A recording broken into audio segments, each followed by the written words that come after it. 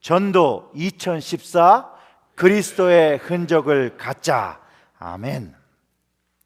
이번 주 수요일 날이요, 제가 중앙일보를 모처럼 이렇게 보다가 깜짝 놀란 뉴스를 접하게 되었습니다. 어떤 내용이었냐면요, 90세 노인이 노숙자들을 밥을 먹이다가 경찰에게 연행된 사건이 생겼습니다. 물론 그 당시에 목회자 두 분도 같이 연행되었다라고 합니다. 90세의 노인이요, 1991년부터 내 이웃을 사랑하라는 비영리 단체를 세우고 그 포트 로더데일이라는 곳에서 노숙자에게 음식을 나누어 주었다라고 하는데요. 이제 이 시가 새로운 법을 통과시키고 이제 공공장소에서 음식을 나누어 줄 때 그 엄격하게 제한하는 법을 내놓으면서 이제 문제로 불거지게 됐다라고 합니다. 이 새 법규는요, 이 야외 음악 그 자선소가가 그 해당 부지의 소유자의 그 펄밋을 꼭 받아야 되고요. 또 그 음식을 나눠주려면 이동식 화장실을 또 갖추어야 한다고 하면서 또 음식을 나누는 장소는 주거 지역에서 500피트 정도는 또 떨어져야 된다라고 하면서 좀 까다로운 법들을 제시했는데, 그 이유가 이 포트 라더데일이라는 곳은 그 플로리다의 대표 휴양지예요. 그런데 이 노숙자들이 그 주거 환경을, 주거 정서를 해친다라는 그 주민들의 로비 활동으로 이 노숙자 음식 제공 금지 법안을 만들기 시작했고 그걸 통과시켰다라고 합니다. 그래서 제가 이 기사에 좀 관심이 좀 많아서 어저께도 좀 그 인터넷을 제가 좀 찾아보았는데요. 어제는 그 플로리다 로컬 10 뉴스에서 방송을 했는데요. 17살 티네이저와 25살 여자 그리고 한 남자 한 명이 공원에서 노숙자에게 밥을 주다가 또 체포되었다라고 합니다. 이 내용을 들은 코미디 센츄럴이라는 미국 그 코미디 쇼에서 그 풍자를 했는데요. 이랬어요. 그 사람이 딱 나와서 그 아나운서 복장처럼 입고, 마태복음에 보면 예수님께서 이런 말씀을 하셨다는 거예요. 너희는 내가 배고플 때 먹였고, 너희가 목마를 때, 내가 목마를 때 나를 마실 것을 주었는데, 야, 경찰이 온다, 빨리 빵과 물을 숨겨라 라고 하는 그런 에피소드가 잠깐 뉴스에 나오면서 현 사태가 무엇인가 잘못되었다는 것들을 풍자했습니다. 또한 그 25살 니키라는 여자가 경찰서에 잡혀갔다가 다시 훈방으로 조치됐을 때 이 과도한 진압에 대해서 경찰서 내적에서도 좀 업셋한 분위기로 되어져 있다라고, 동의하지 않는다, 양분되어 있다라고 동료들에게 전했다라고 합니다. 이 이야기를, 이 소식을 접하면서 세상이 너무나도 각박해졌구나 라는 생각이 절로 듭니다. 디모데 후서를 보면요, 말세에 고통하는 때가 온다라는 말이 있습니다. 근데 저는 이 각박한 그 세상의 뉴스를 접하면서 이 말씀이 떠올랐습니다. 이 말씀이 시작이 이래요. 내가 이것을 알라, 말세의 때에 고통하는 때가 이르니 사람들은 자기를 사랑하며 돈을 사랑하며 자고하며 교만하며 회방하며 부모를 거역하며 감사치 아니하며 거룩하지 아니하며 무종하며 원통함을 풀지 아니하며 참소하며 절제하지 못하며 사나우며 선한 것을 좋아하지 않으며 배반하며 팔며 조급하며 자고하며 쾌락을 사랑하기를 하나님 사랑하는 것보다 더하며 경건의 모양은 있으나 경건의 능력을 부인하는 자니 이와 같은 자에게서 너희는 돌아서라는 말씀이 있습니다. 그리스도인으로 경건의 능력, 제가 여러 번 말씀을 통해서 나눴지만 이 능력은 영향력입니다. 영향력. 경건의 능력, 남을 도우려는 그 사랑을 방해하고 자기의 유익과 즐거움을 위해서 남이 굶거나 아파도 신경 쓰지 않는 사회, 부모를 공경하지 않고 돌보지 않고 돌봐야 될 시간이 되었을 때 귀찮아하고 모든 것이 자기의 유익과 자기의 중심과 자기의 기쁨을 위해서 나머지는 희생돼도 불이익을 당하도 별 관심을 가지지 않는 사회, 성경에서 말하는 말세의 시간이 아닌가. 또 이런 일로 고통당한 것을 볼 때 우리가 말세의 그 때를 사는 것이 아닌가 다시 한번 생각해 보게 됩니다. 이런 말세에 고통하는 때가 있을 땐 내가 돕고 싶어도 마음대로 도울 수 없다라는 것입니다. 그런 세상으로 바뀌어지고 있다라는 것입니다. 나누고 싶어도 나눌 수가 없습니다.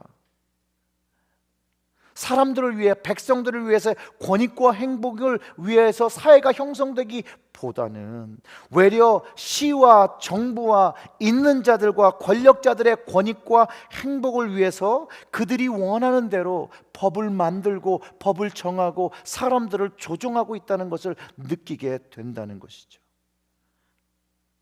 그리고 또 종교기관조차도 이제 그들의 유익과 신념을 위하여 컨트롤하는 시도로밖에 보이지 않는다는 것이죠. 왜냐하면 대부분의 그 노숙자를 위한 사역은요, 크리스천 기관들이 감당하고 있습니다. 경간의 능력을 세상에 보이는 사람들이라고 말할 수 있습니다. 그러나 이들이, 이 비영리 단체들이 시와 정부가 요구하는 그런 모든 법규들을 맞추려고 그들의 재정을 사용한다면 그 남은 돈 가지고 어떻게 노숙자들을 먹일 수 있는 재정을 감당할 수 있겠습니까? 또한 이렇게 복잡하고 어렵게 조건을 만들고 법을 세워놓으면 선한 마음을 가지고 시작하려는 그 사람들조차도 시작조차 엄두를 내지 못하는 상황이 되어져 가고 있다는 것입니다. 물론 법을 준수하는 일은 너무나도 중요한 일입니다. 그러나 실정에 맞는 법규를 정하고 지키라고 할 때 그 법이 효력을 발휘하는 것입니다.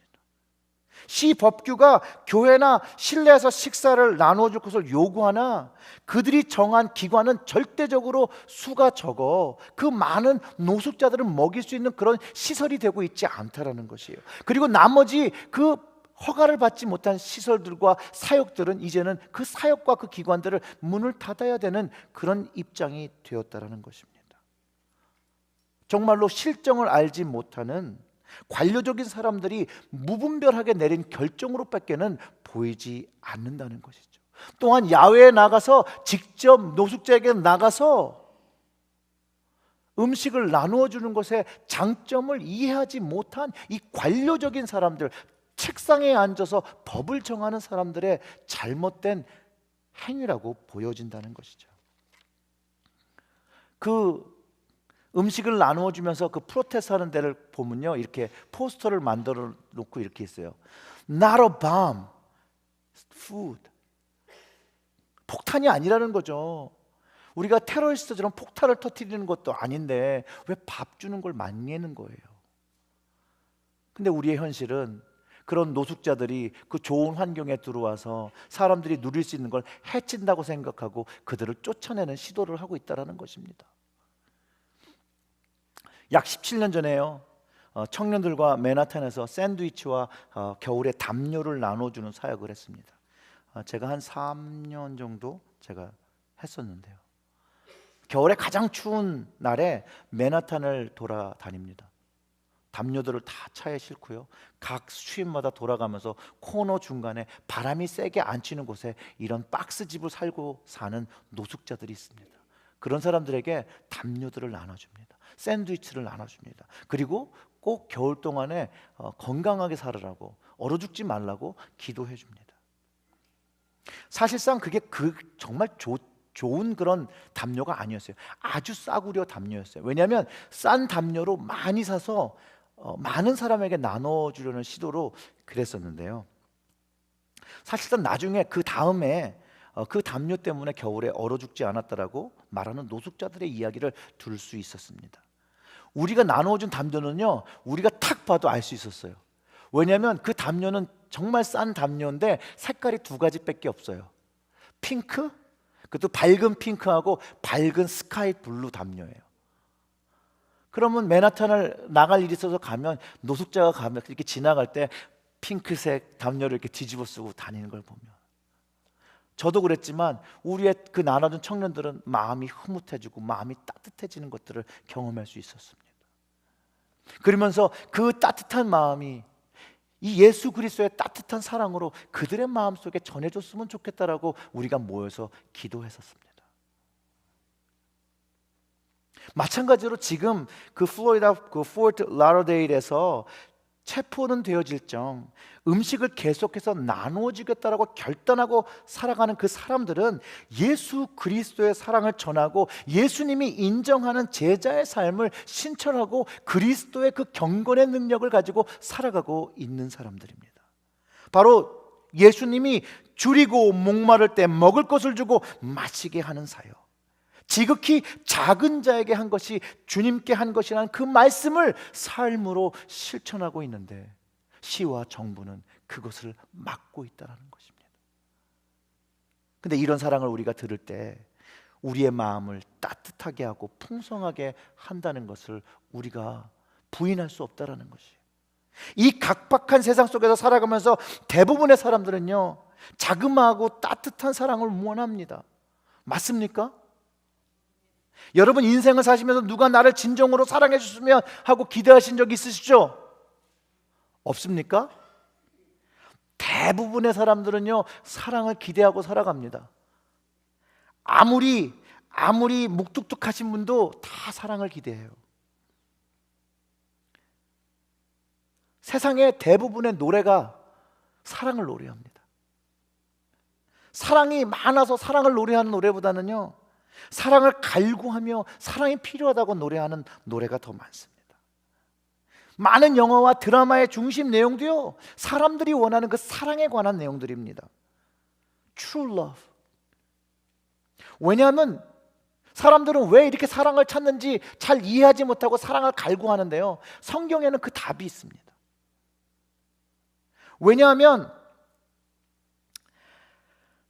사람은 하나님의 사랑으로 창조되었기 때문에 그 사랑을 갈구할 수밖에 없다라는 것이에요.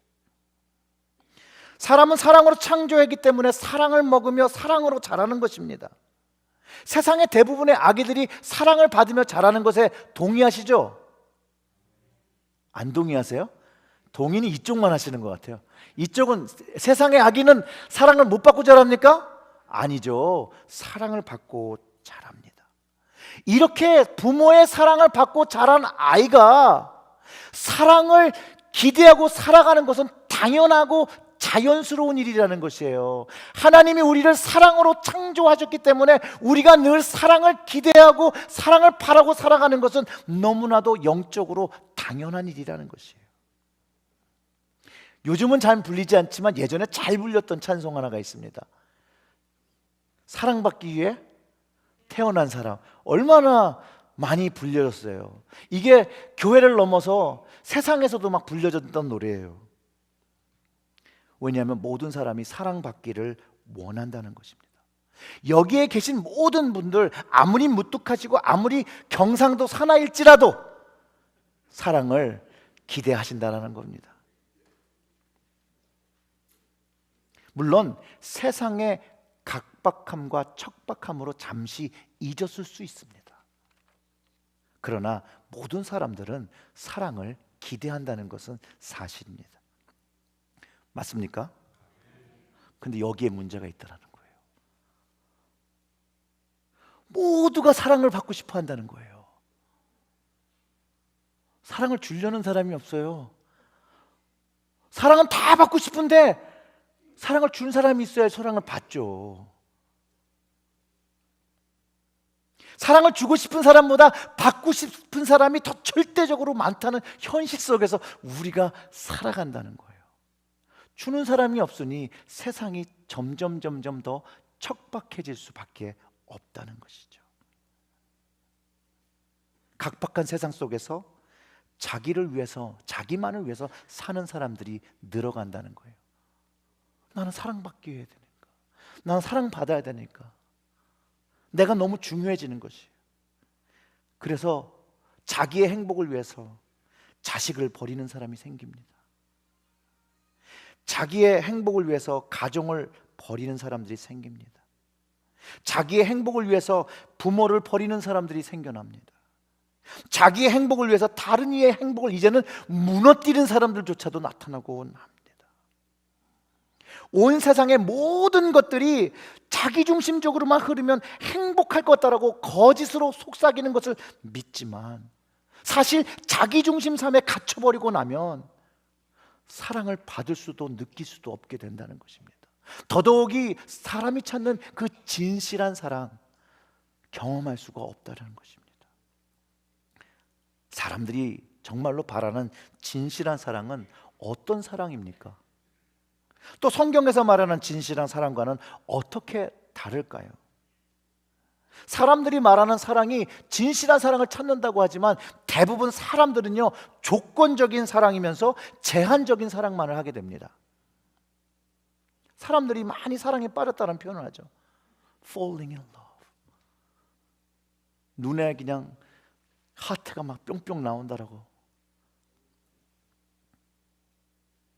그런데 그들이 사랑에 빠진 사람을 왜 사랑하느냐, 뭐 때문이냐, 어떤 것 때문이냐 물어보면 이런 얘기들을 합니다. 너무 좋아요.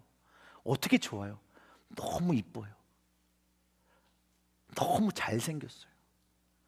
너무 지식이 뛰어나요.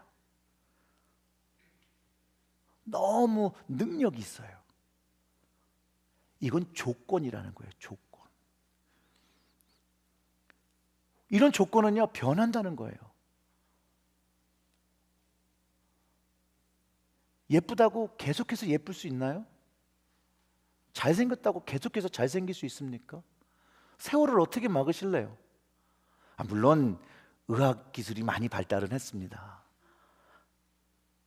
제한적으로 좀 이거를 좀 관리가 되죠. 하지만 막을 수는 없습니다. 어느 순간에 현실의 벽에 부닥치게 됩니다. 근데 인간의 조건적인 사랑은요, 이 조건이 바뀌면 마음이 바뀌어요. 옛날 이뻤는데 안 이뻐. 그럼 사랑이 변하는 거예요. 옛날엔 능력이 있었는데 지금 능력이 없어. 옛날엔 지식이 많았는데 이제 나이가 드셔서 깜빡깜빡해요. 조건이 바뀌면 사람들은 대부분 바뀌어지는 것을 경험합니다. 사람들은 대부분 마음으로는 진실한 사랑을 원해요. 마음으로만 원해요. 육체적인 본성은 조건적이며 제한적인 사랑을 하고 있음을 우리가 깨달아야 한다는 것이에요. 많은 사람들이 사랑에 빠졌다고 말하지만 현실의 조건에 맞춰져 있다는 것이에요. 그렇기 때문에 현실 속에서 금전적인 어려움을 겪어야 때 많은 가정들과 부부들이 어려움을 겪게 되는 것을 우리가 경험하게 된다는 것이죠. 그들의 그 푹 빠진 사랑은 그들의 금전적인 어려움을 극복하는데 아무런 도움이 되지 않는다는 것이에요. 왜냐하면 이들의 사랑의 조건이 생활의 안정이라는 기반을 두고 있기 때문에 이 생활의 안정의 기반이 무너질 때는 그 사랑의 조건이 바뀌었기 때문에 현재의 사랑이 바뀌어진다는 것이에요. 그렇기 때문에 인간의 사랑은 굉장히 제한적이고요, 굉장히 조건적이라는 것이에요. 그리고 그 조건을 누가 감당해 주길 원하죠? 배우자가 감당해 주기를 바라고, 그 감당해 주는 것이 채워질 때 내가 사랑을 받고 사랑을 하는구나 라고 느낀다라는 것이에요. 그리스도인 가정에서 배우자를 고를 때 가장 중요한 것이 무엇이냐고 물어볼 때 하는 대답이 뭔 줄 아십니까? 모르세요? 신앙의 배우자를 여러분 시대에는 또 안 그러실 수 있어요. 중매를 하셨으면. 제가 프리메리얼 카운셀링에서 물어보면 대부분 배우자를 고를 때 어떤 것을 보십니까? 라고 물어볼 때 그 결혼시켜달라는 커플들의 대부분은 믿음과 신앙이라고 이야기합니다. 함께 신앙할 수 있는 사람이라고 말합니다.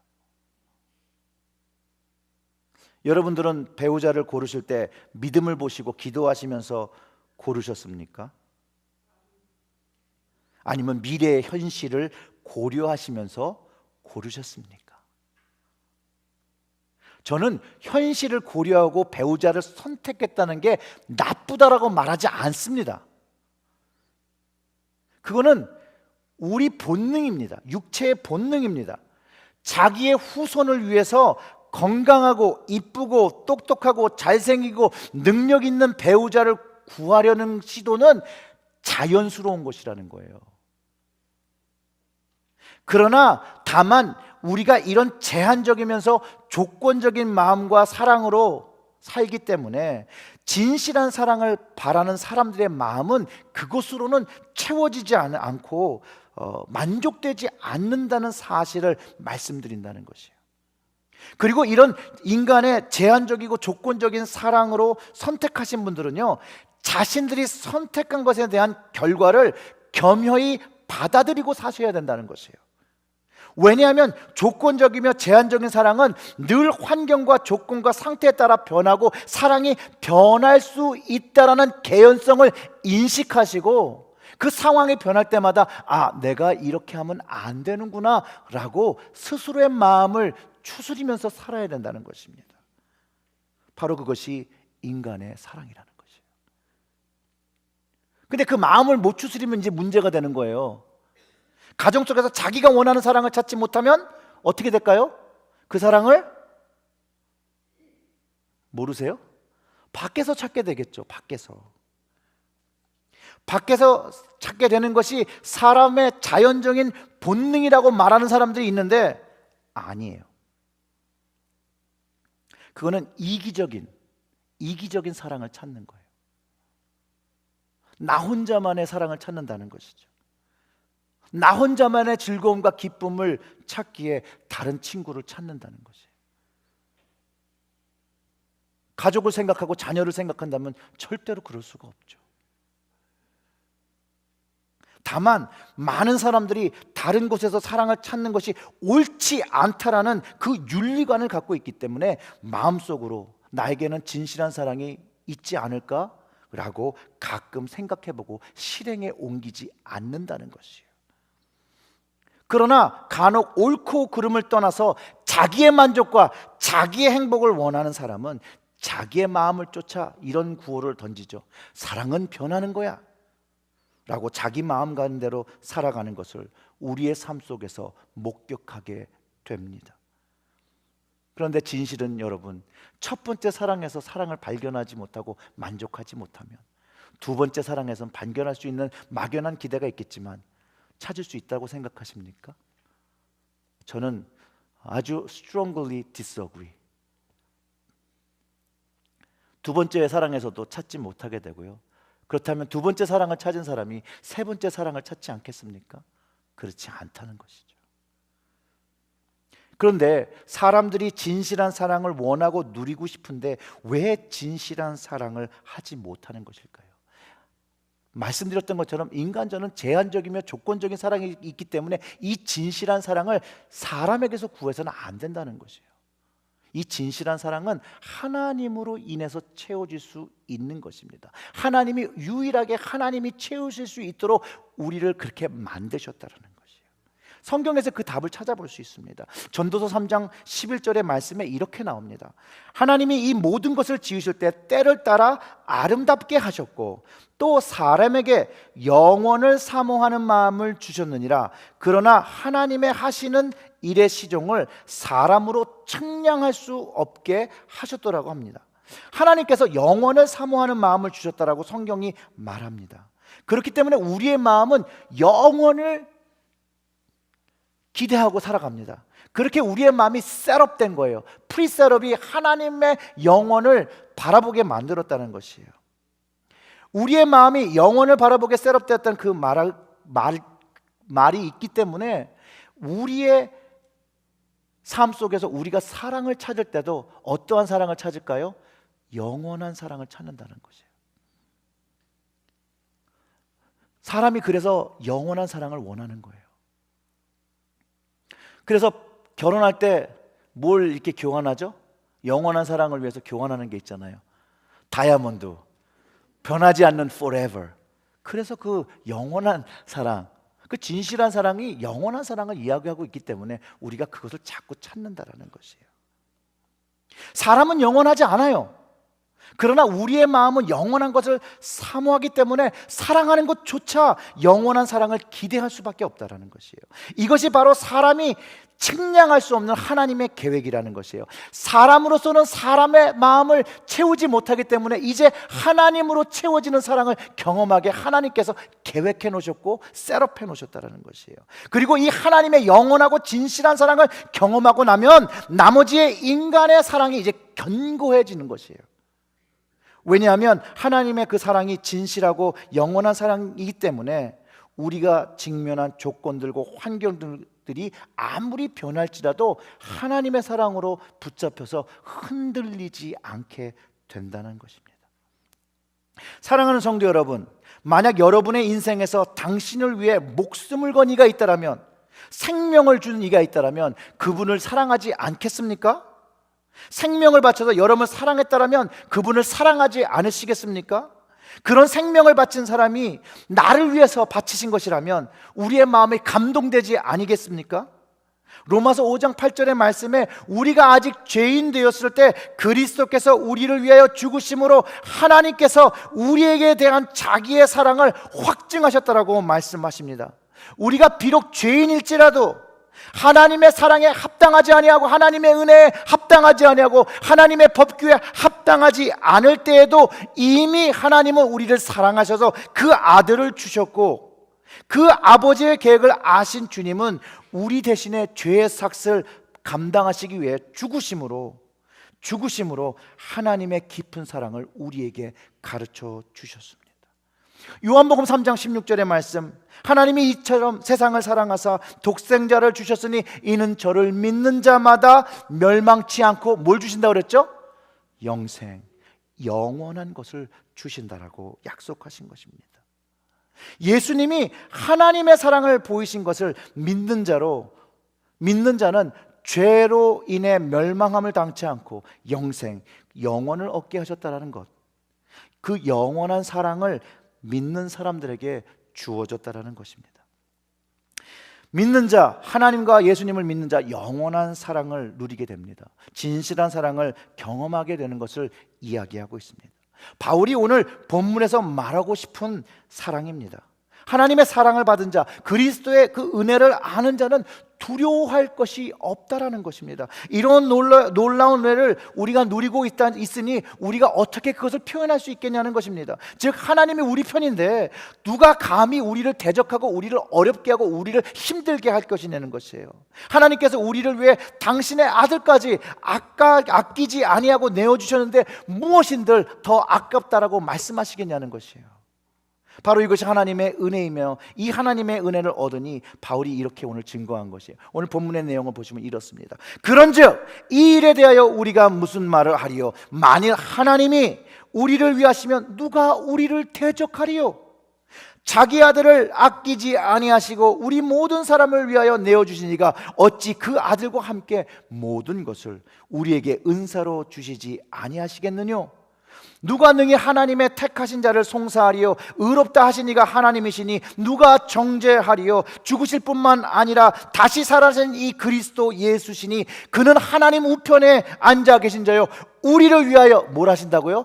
간구하시는 이 자라고 성경이 이야기하고 있습니다.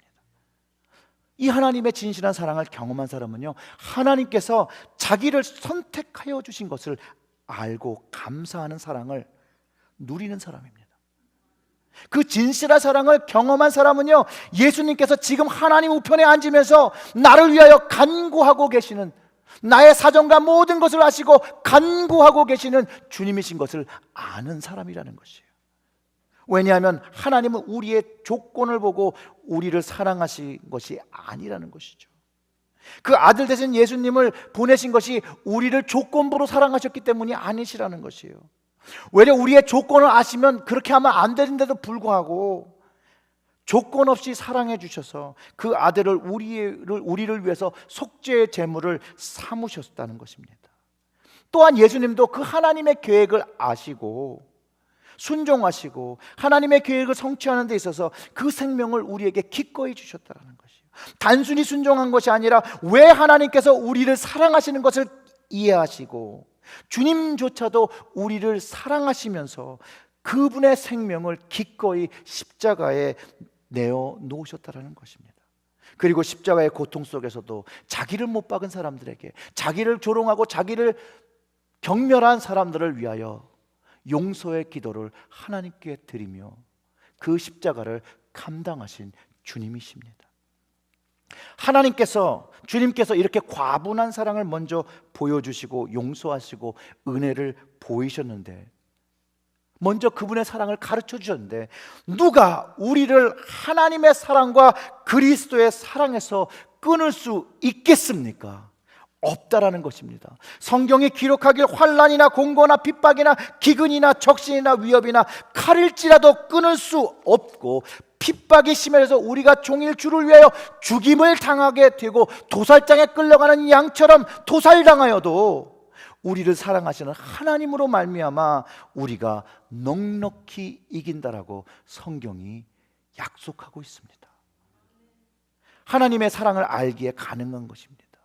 그 하나님의 사랑이 진실한 사랑인 것을 알기에, 영원한 사랑인 것을 알기에 인내하고 이길 수 있게 되는 것입니다. 25년 전에 무기력해 살았던 한 청년이 있었습니다. 아무도 그를 사랑하지 않는다고 생각한 그 사람입니다. 세상은 불공평하고요, 미래는 늘 어둡고 불투명하고 힘들어한 사람이 있었습니다. 사실 그가 가장 목말라 했던 것은 사랑이었습니다.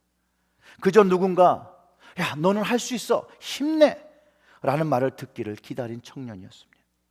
어려울 때 누군가의 어깨에 기댈 수 있는 사람을 찾던 그런 청년이었습니다. 그러나 그가 찾는 사랑은 사람들 속에서 발견할 수 없었고, 가족에게서도 찾을 수가 없었고, 친구들 속에도 찾을 수가 없었습니다. 그러던 어느 날 주님이 찾아오셨습니다. 그분이 나의 목마른 갈증을 아시고 영원히 목마르지 않은 생수로 나의 영혼의 목마름을 해소해 주셨습니다. 그리고 하나님의 사랑이 어떠한 것인 것을 가르쳐 주셨습니다. 그 사랑을 통해서 새로움을 경험하고 새로운 힘과 새로운 소망과 새로운 능력으로 그분을 쫓아 살기 시작했습니다. 그분을 쫓아 사는 삶, 쉬운 삶이 아니었습니다. 어려운 삶이었습니다. 내가 좋아하는 것을 놓을 때 그분 좋아하는 것을 붙잡을 수 있었고, 내가 하고 싶은 일을 잠시 접어둘 때 주님의 것을 먼저 함으로 내 삶이 더 기뻐지는 것도 배울 수 있었습니다. 어려움도 많았고요, 힘듦도 많았고요, 마음의 속상함도 많았습니다. 그럼에도 불구하고 그분의 진실한 사랑은, 그분의 영원한 사랑은 나를 계속 기쁘게, 나의 마음을 따뜻하게 합니다. 즐겁게 합니다. 노래하게 합니다. 찬양하게 합니다. 오뚜기처럼 일어나게 합니다. 왜냐하면 그 어떠한 것도 하나님의 사랑과 그리스도의 사랑에서 끊을 수 없다는 주님의 완전한 사랑을 경험했기 때문입니다. 25년이 지난 지금도 단상에서 하나님의 사랑을 이야기하면 마음에 뜨거움이 생깁니다. 마음에 감동이 됩니다. 사랑하는 성도 여러분, 여러분 삶에 피곤하심이 있습니까? 어려우심이 있습니까? 이 하나님의 진실한 사랑을 여러분 마음에 담으시기를 주님의 이름으로 축원합니다.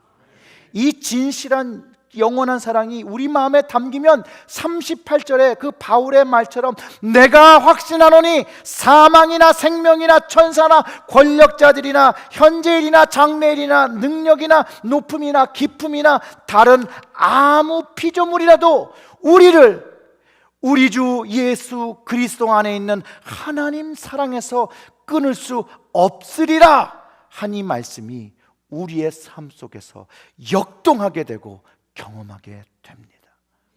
인간의 사랑은 환경과 상태와 조건으로 떨어지게 됩니다.